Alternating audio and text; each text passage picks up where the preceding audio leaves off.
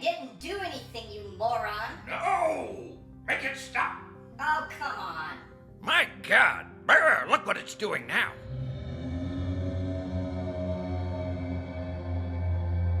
Yeah, Barry, that's not supernatural. That's just what happens when you spend too much time on the dark web. But, okay, but what about now? God is in his holy temple. Yeah, okay. That thing's officially haunted. Yo, is that the ghost of Chris Elliott? Watch my fanny's coming through. Possibly. Yeah, but Chris Elliott's not dead. Hey, I don't make the rules. A Patrick Swayze ghost would have made a little more sense, but he's probably haunting one of the more popular channels. Man, a haunted laptop seems kinda on the nose given the subject of today's retrospective. My damn head! Okay, folks. Today's movie breakdown is a triple whammy, featuring 1982's Poltergeist, 1986's Poltergeist II, The Other Side, and 1988's Poltergeist III. The script for the original 1982 Poltergeist was written in part by Spielberg, and although the film was officially directed by Tobe Hooper, Spielberg allegedly played a very active hand in development and was constantly on set for Hooper to consult with. Yeah, but you haven't even mentioned the curse that... Yeah, asswipe, I know. The film franchise is associated with an unusually high number of actor deaths, including that of young Heather O'Rourke, who died in 1988 from complications related to misdiagnosed intestinal stenosis. Well, I heard the filming process was so spooky that she actually died of fright. Yep, everyone believed that story when they were 9 years old, but we have the internet now, and we know the facts. Yeah, but the internet also says she... Hey, there are some truly revolting conspiracy theories out there in regard to O'Rourke's death. But this ain't InfoWars, folks. You want to consume 4chan tripe, you can do it on your own time. I mean, you do look sort of like a fatter, balder version of Alex Jones. That's an outright lie. You got to smell a demon on your breath. Don't forget to buy some supplements on the way out. See, you're a natural. Back to Poltergeist. Dominique Dunne, who played Dana, was murdered by an ex-boyfriend in 1982. And that's not some cynical punchline, kids. It really happened. Then we've got the sultry Julian Beck, who played Reverend Kane in the Poltergeist sequel. Beck was battling stomach cancer during production, which contributed to his gaunt and haunting demeanor. Sadly, he died before post-production had completed. Yo, in all seriousness, Julian Beck was a legend. He started his own brand of theater, and he and his wife represented themselves in a pretty zany trial after the theater was shut down for tax evasion. Well, sadly, they lost. Anyway, Will Sampson, who played Taylor in the sequel, died in 1987 following a heart and lung transplant. Zelda Rubinstein, who played Tangina, passed away in 2010, but she was 76, so maybe that one's not as shocking. And at the time of this recording, somehow Gene Shalit is still kicking. That sequence was almost competent, Barry. You weren't maudlin, but you also didn't crack any stupid jokes. Yeah, because this channel's all about professionalism. We're not here to drop tasteless punchlines about people dying, especially kids. Yeah, but what about fictional kids? Woo! Whoa, look out there, this Tommy is my J. favorite part. Oh, Not the Kevin bees. McAllister's taking fire. Somebody Come get him on, an bees, EpiPen. Come on. This is Dan Aykroyd's no. funniest movie. Oh, he can't see without his glasses. For starters, the original Poltergeist makes commentary against the looming specter of TV culture.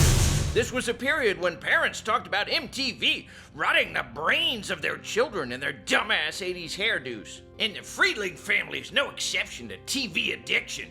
Steve Freeling, played by Craig T. Nelson, is a real estate mogul and salt-of-the-earth Reagan-era Republican. We open with Steve getting his rocks off by watching the History Channel, even though it didn't exist yet. Later, he organizes a little get-together to watch a football game. And to be honest, I'm not convinced that any of these people are actually friends. Yo, why's this one motherfucker wearing fishing gear? Yeah, I don't know. He looks like a perp from that Chris Hansen show. But back to the Freelings. Look, this is one of those weird families where everyone kisses on the mouth. I'm lost. Hey, just because your parents tried to auction you off at the flea market doesn't mean... Brr, pipe down. While Steve Freeling gets a big, throbbing, laissez-faire rod from reading about trickle-down economics, his wife Diane, played by JoBeth Williams, is reading about Carl Jung and his theories about archetypes and the collective unconscious. and she still likes tasting of that sweet, sweet, forbidden liberal cannabis. Oh, yes, things are starting to heat up, and I am very aroused right now. Whoa, settle down there, Louis Anderson. It's a ghost movie, not an all-you-can-eat potato bar. And it's here that we need to give credit to this blog by John Kenneth Muir. Is that his real name, John Muir? Like the nature guy? Anyway, J.K. Muir offers a pretty bitchin' analysis of this film's political stance when he correctly points out that Steve's interest in Reaganomics is no coincidence. This was a period that saw extensive corporate deregulation in the name of profiteering, and Steve Friedling is clearly a fan. Just watch as he slides effortlessly into his shit-heel money-mouth real estate ghoul lingo. You know we have a saying around here? The grass grows greener on every side. Also take note of the mother's initial decision to flush Carol Ann's dead Tweety bird down the shitter. That's right. Only after Carol Ann catches her in the act does Diane Freeling offer the bird a proper burial. And later, when the Freelings begin excavation for their swimming pool, the bird becomes exhumed. A detail that foreshadows a boring-ass thematic point that Barry's about to drop. These details come to bear when we learn that Steve's real estate mogul boss, Mr. Teague, played by James Cameron, has a habit of displacing cemeteries in order to make way for his cutthroat housing developments. It's not ancient tribal burial ground, it's just people. Big Steve points out that it's sacrilegious to just copy-paste a cemetery into a new location, but Mr. Teague mentions that they've done this sort of thing before, and near the end of the movie we learn that the facts of the situation are far worse than Teague has advertised. You son of a bitch, you left the bodies and you only moved the headstone! Yeah, but why are the Freelings the ones who suffer all the abuse from the ghosts? Even Steve didn't know about the relocation scam. Because the film levies the bulk of its critique against those who, like Steve, are profiting blissfully from a corrupt system without bothering to question what the methods are, what sorts of harm they might be causing. After all, Steve is responsible for selling about half the homes in Cuesta Verde, and he never stopped to question whether he might be working for a corrupt agency. Asswipe. Ha! Gotcha. In films like There Will Be Blood or Blade Runner 2049, the evil profiteer is often corrupt to a degree that becomes hyperbolic, even bordering on cartoonish. Poltergeist is a film that is highly critical of more mundane forms of evil or exploitation. It's a film that critiques us and all our everyday complicities. Does that mean we're complicit, Barry? Even though we live in this busted-ass apartment? No, we're exempt. But our shit-ass viewers are definitely complicit. According to John Kenneth Muir, even the name Freeling indicates critical commentary on Reagan's laissez-faire economic philosophies, and may imply that while this family considers themselves unencumbered subjects within a supposedly free market, this status, much like Mr. Teague's cemetery scandal, amounts to mere illusion. At the risk of stating the obvious, the film tries its best to adopt a stance favoring the common citizens, as opposed to the hyper-wealthy assholes who build their palaces way up on the hill, like a bunch of goddamn California Valley Grinches. Not so great down there in the valley having to look at a bunch of homes cutting into the hillside. This line arguably sums up the crux of the film's politics, though we could debate whether or not such a critique reaches a full state of articulation. Well, yeah, I mean, from where you and I are sitting, Barry, there's not a huge difference between the Freelings, who are living down in the valley, and the Freelings who are elevated way up on the hillside. They all look like f***ing California dickhead mansions to me, bro. Yeah, well, that's how you can tell Spielberg wrote it, asshole. He tries to relate to working-class sensibilities, but his supposedly working-class families always scan as elite. We made a similar point in our breakdown of Goonies. Which got copyright claimed like a motherfucker. Yes, thanks a lot to the asswipes at Warner Bros., who are apparently opposed to the concept of film criticism. So even the name of this development, Cuesta Verde, reinforces the overall sense of corruption. From Spanish, the literal translation is something like Green Hill, but Verde can also carry connotations of sleaziness or impurity, so the name also implies Dirty Hill. Oh, look, our stupid laptop is still haunted by a movie parody. Oh, I'm sorry. Are you scared? Yeah, stop trying to change the subject, Barry. Hey, you look like Fatness Everdeen, except your version of the Hunger Games consists of eating 3 boxes of Girl Scout cookies and then crying yourself to sleep to Hootie and the Blowfish. And that's enough about the politics of real estate. What about the spooky stuff? Well, one of the creepiest elements has got to be the toy telephone that Carol Ann chats into. Yes? This was a brilliant idea, and this film does a superb job of making use of Freud's concept of the uncanny, which... No, the telephone shtick was from the sequel. Start with the original, and lay off the nerd psychology. Stick to the ghost there, Cuba Pudding Jr. Craig T. Nelson transforms into Republican Gollum as the film progresses. That's gotta be worth something. And there's also the fact that the chairs and other objects get pushed around by malevolent spirits, because the German term poltergeist literally translates into knocking spirit, meaning a spirit capable of disturbing or manipulating physical objects. Okay, we're getting warmer. There's also a haunted tree that you might remember from the Berenstain Bears, and it tries to pull young Robbie within the innermost chambers of its oaky womb.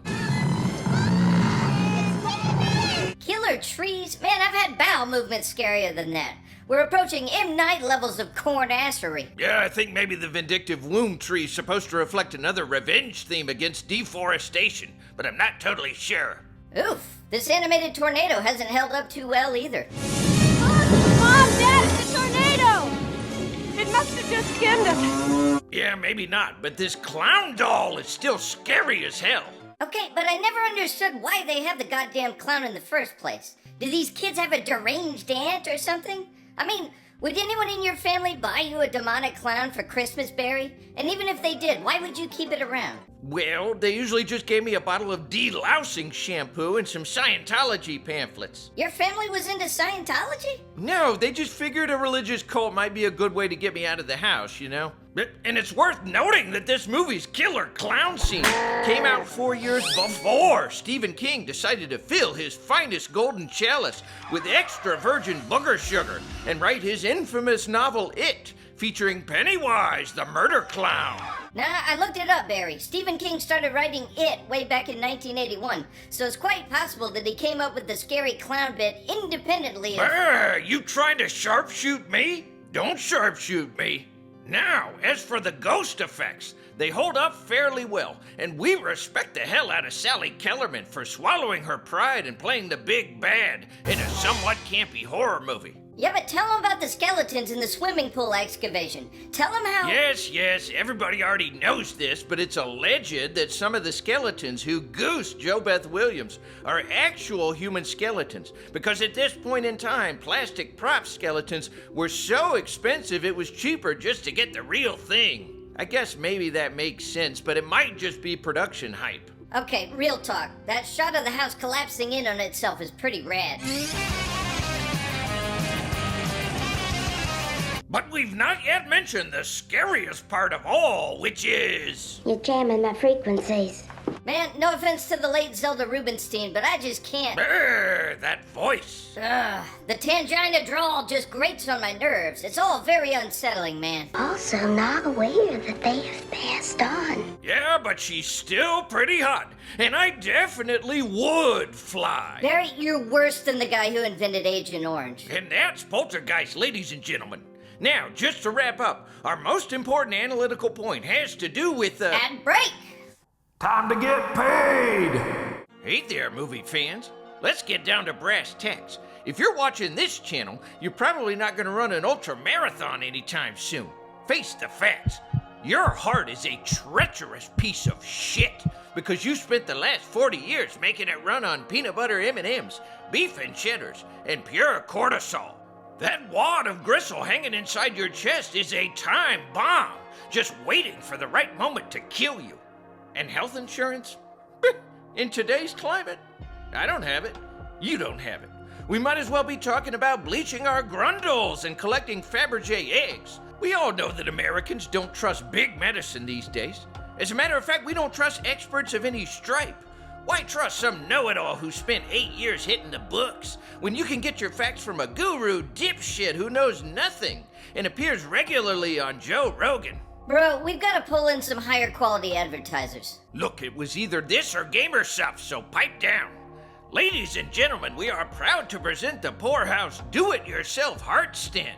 Listen, we've seen the analytics. If you're subscribed to this channel, then your arteries are clogged worse than this guy's toilet. But the Poorhaus DIY Stent kit has got everything you need, including the patented periscope glasses, so you can monitor your progress while you ram your new stent into place. Hey, look, you're gonna save a bundle. I mean, it's not like you got a degree in carpentry, but you still managed to put together that desk from IKEA. How hard could heart surgery be? Jesus. The promo code is Virgin Surgeon. Game on! They're here. Hey, what happened to the ghost of Chris Elliott? Yeah, I don't know. He said our channel sucks and the apartment is too depressing to haunt. F***ing diva. God damn it. I was gonna ask him to sign my copy of Cabin Boy. Well, what about the Poltergeist sequel? Here, listen. This one didn't exactly win a stellar critical reception. The shtick is that the Freeling family has relocated to a suburb of Phoenix, Arizona. Steve Freeling has left behind his real estate gig in order to listen to Pearl Jam and, sell vacuum cleaners. Man, come on. I never thought I'd say this, but I liked him better when he was riding the Gippers nuts. Yeah, neither Tobe Hooper nor Steven Spielberg had any involvement with the sequel, and according to a lot of critics, their absence is the scariest part of this film.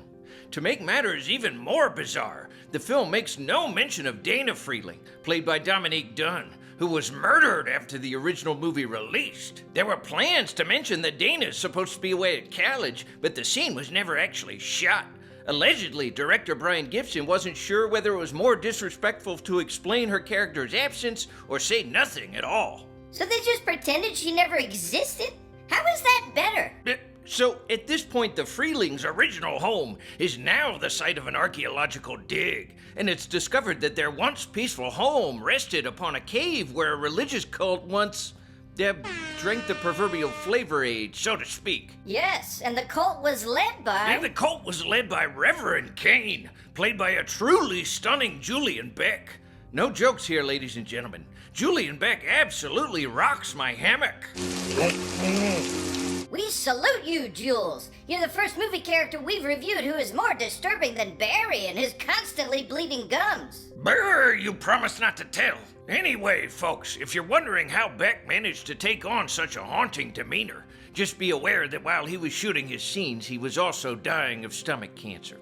Sadly, he would not survive to see the film's release. The man is a rock star. He's like if Mr. Burns were a real person and he had a brother from Alabama. Anyway, folks, Julian Beck notwithstanding, the rest of Poltergeist II isn't quite so legendary.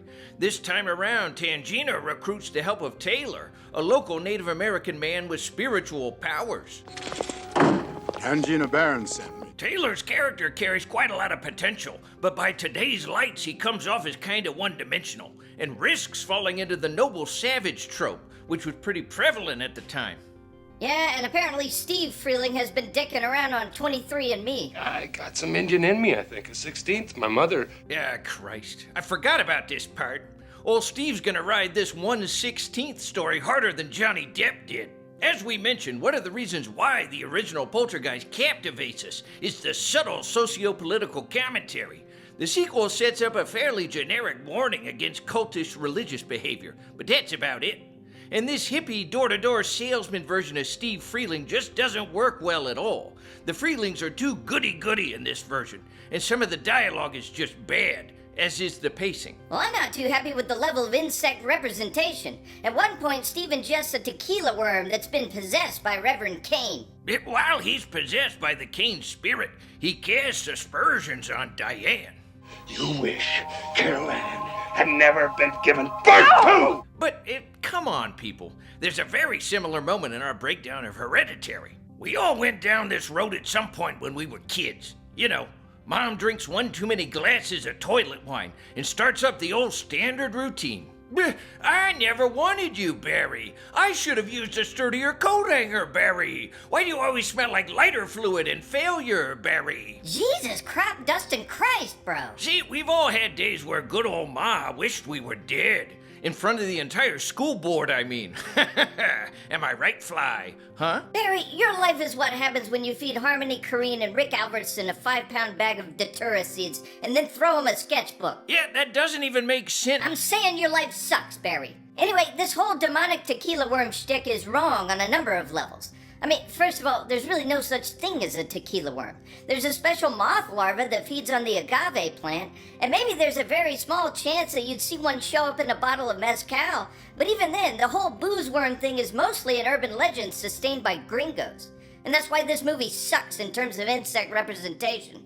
Worms aren't even insects. They got soft bodies and no legs. Yeah, just look at them shits.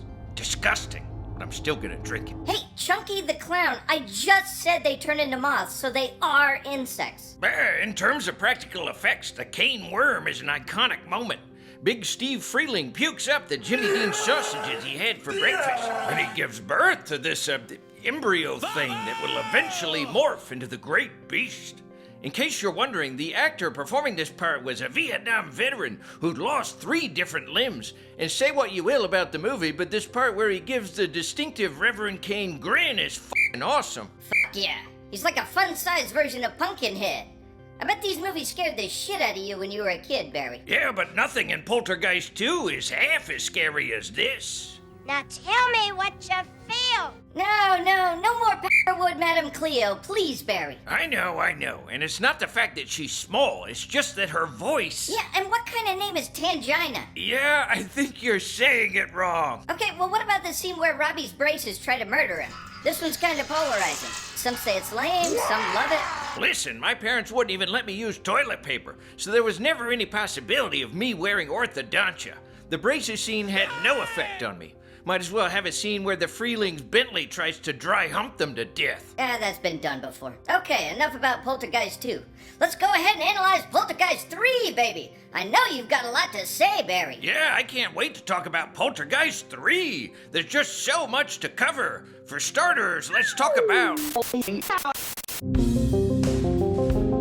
Hey, little girl, wanna buy some pills? Got greens and reds and yellows, oh. They can take you higher. Whoa, I got fired. Okay, seriously, we doing business or what? Uncle Barry needs money! Oh, God, it's stuck. Oh, God, stop watching and help me. Get it off.